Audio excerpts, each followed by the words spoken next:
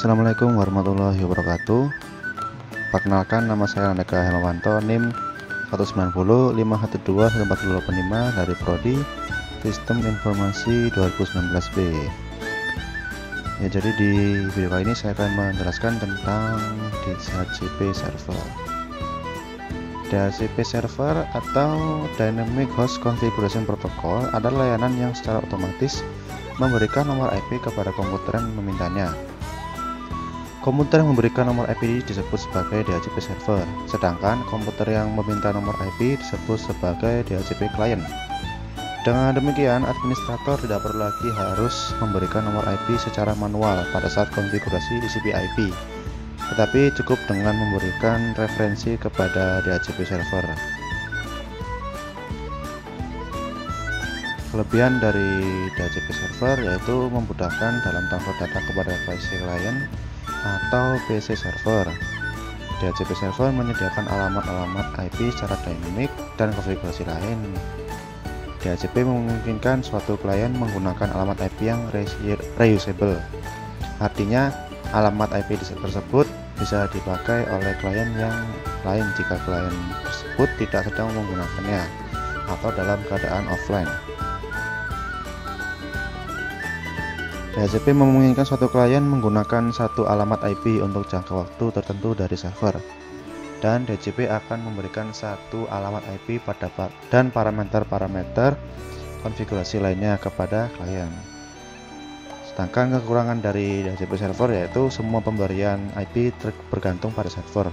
Maka dari hal itu, jika server mati, maka semua komputer akan disconnect dan tidak saling terhubung.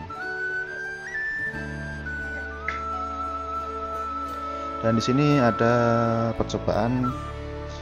Dalam percobaan ini kita akan mensimulasikan DHCP server dan DHCP client di atas jaringan wireless bridge yang telah kita praktikkan sebelumnya.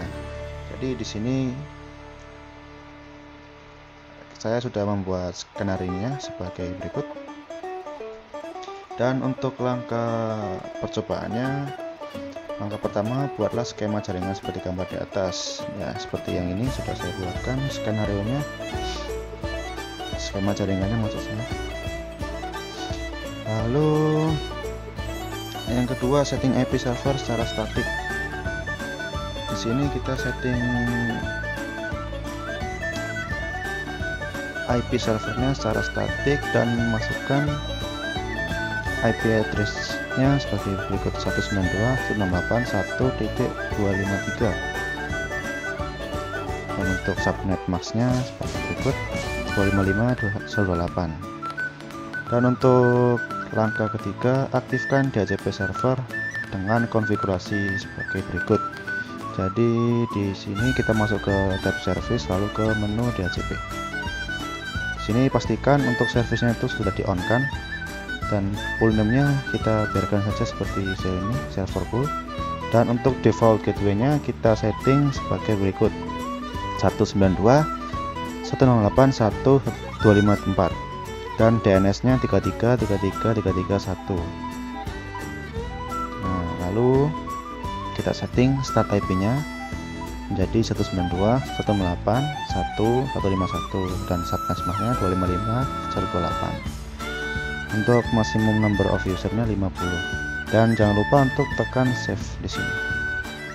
Selanjutnya langkah 4, aktifkan laptop dengan menggunakan DHCP client dan pastikan sudah menambahkan IP dari DHCP server. Jadi kita masuk ke laptopnya, dan di sini kita ke IP configuration. Sini kita tekan DHCP-nya. Kita tunggu. Nah, di sini dia sudah menambahkan IP address. Dan ini adalah IP-nya 192.168.1.1 dan subnet-nya 255.128. Selanjutnya langkah kelima, aktifkan pula smartphone dengan menggunakan DHCP client dan pastikan sudah mendapatkan IP dari DHCP server. Ya, sama seperti yang laptop tadi, kita ke smartphone, kita ke IP configuration, lalu di sini kita tekan DHCP-nya. Kita tunggu. Nah, di sini dia sudah mendapatkan IP address-nya. Sini IP-nya adalah 192.168.1.1152 dan Satnas MAC-nya 255.255.255.108. Ya, mungkin sekian itu saja video kali ini. Kurang lebihnya mohon maaf. Sekian, terima kasih. Wassalamualaikum warahmatullahi wabarakatuh.